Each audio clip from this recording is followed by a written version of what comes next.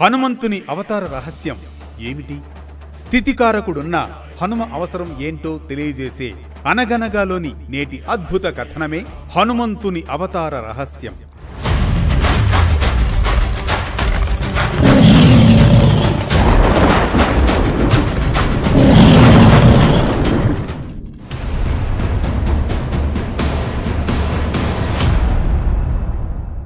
అనగనగా అది త్రేతాయుగంలోని రామాయణ కాలం.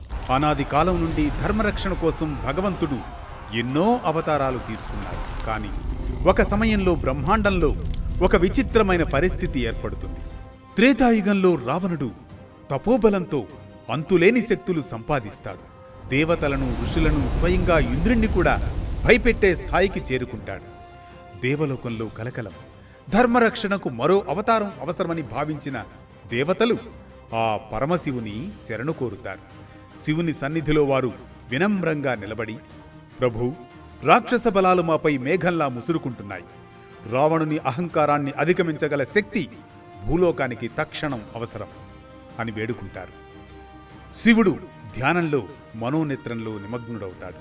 కొంతసేపటి తర్వాత కనులు తెరచి పలుకుతాడు, ఇంద్రాది దేవతలారా, రామకార్యసిద్ధికి అవసరమైన శక్తి వాయువు ద్వారా భూలోకంలో త్వరలో అవతరిస్తుంది. నా అంశ, నా రుద్రశక్తి, నా భక్తి అన్నీ కలిసి ఒక వానర రూపంలో అవతరించబోతోంది అంటాడు పరమశివుడు.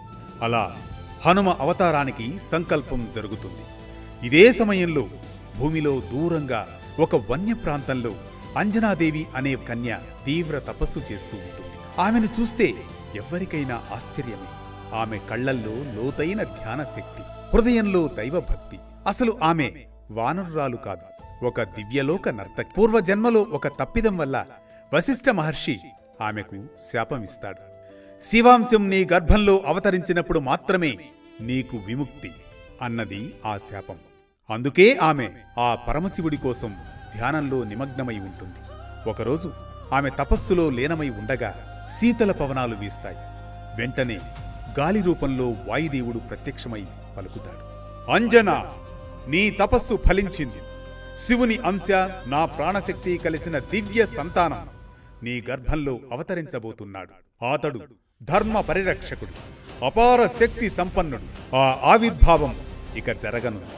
ఆ పలుకులతో అంజనాదేవి ప్రసన్నురాలవుతుంది.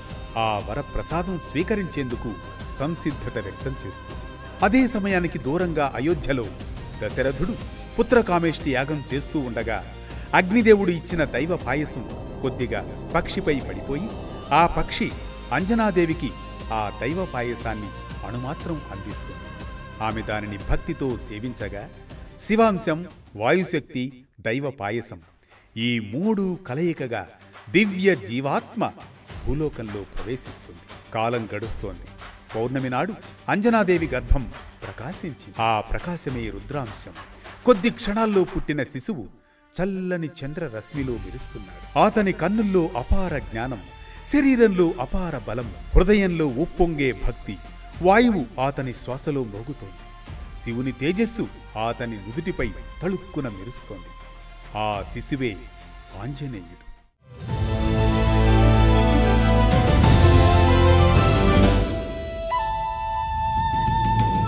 ఏడు లోకాల్లోనూ ఆంజనేయుడిని బాలరుద్రుడు అని పిలుస్తారు.